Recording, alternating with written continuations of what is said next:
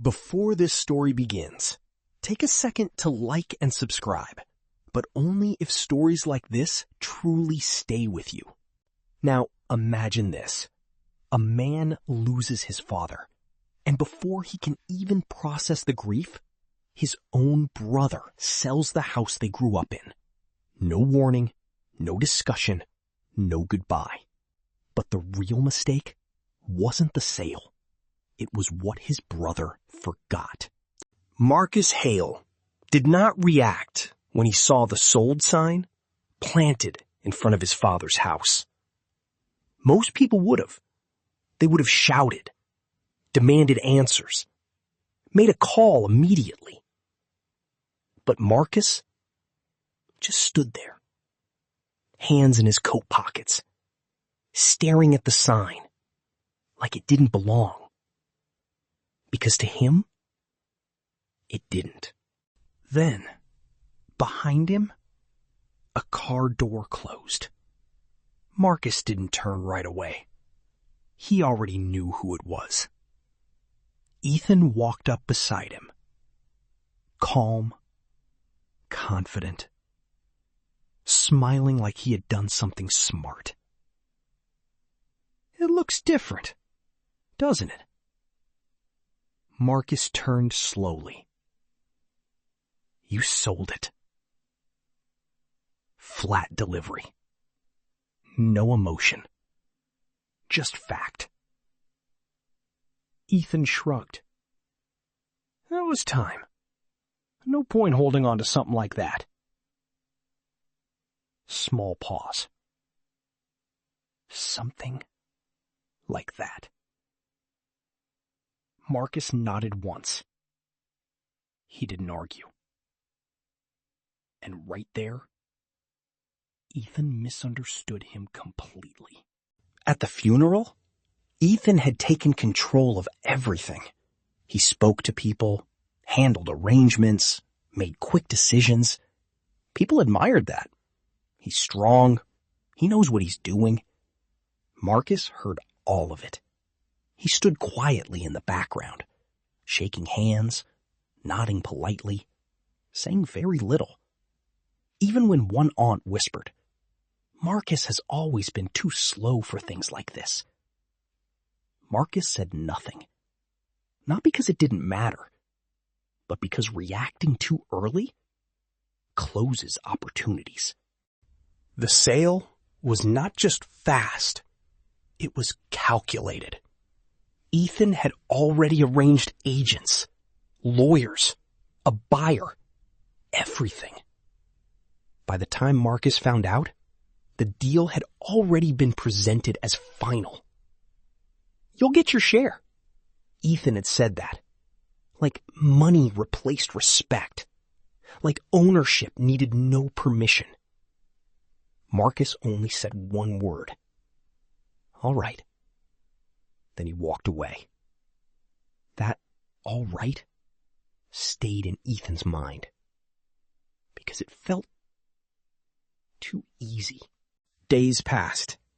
Marcus did not call, did not text, did not confront anyone. Nothing. Ethan became comfortable again. He started talking about investments, new plans, even told people, sometimes you have to move fast. And they believed him. Because confidence often sounds like competence. But Marcus wasn't absent.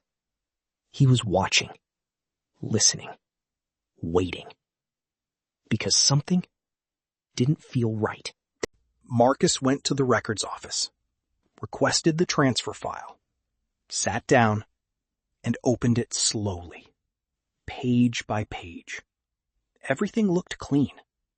Signatures, dates, approvals. Perfect. Too perfect.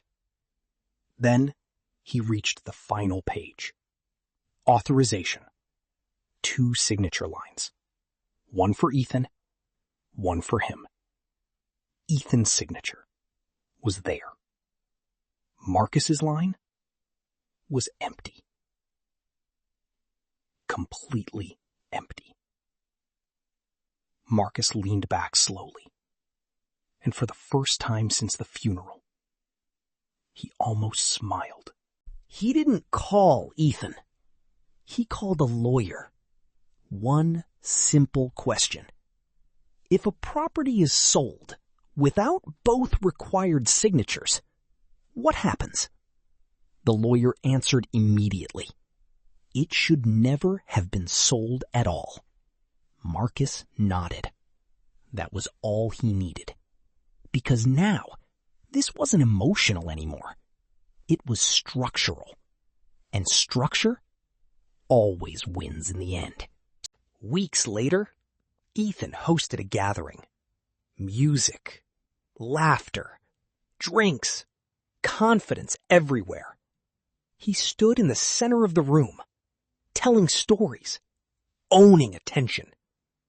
Then, Marcus arrived. Quietly. No announcement, no scene, just presence. Ethan smiled. Glad he could make it. Marcus nodded.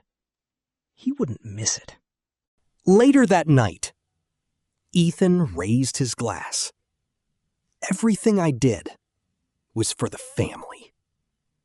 Marcus stepped forward, calm, steady, and placed a folder on the table. I think something was missed. Ethan opened it.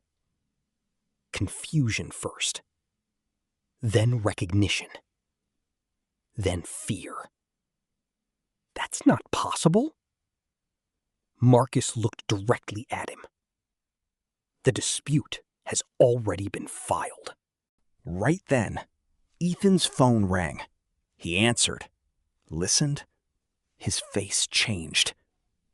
The bank just froze part of the payment. Then, another call. The buyer is reconsidering. The room went silent. Confidence disappeared. Laughter stopped. And for the first time, everyone saw the difference between acting fast and acting correctly. The sale was reversed. Costs were paid. Documents were corrected. And this time, both signatures were there. Marcus didn't celebrate. He didn't need to. Because this was never about revenge. It was about consequence. And eventually, every shortcut sends the bill. So let me ask you, if someone made a life-changing decision without including you, would you react immediately? Or stay silent and let the truth expose them? Drop your answer in the comments. And if this story stayed with you, like the video. Subscribe. Because the next one might hit even harder. I'll see you there.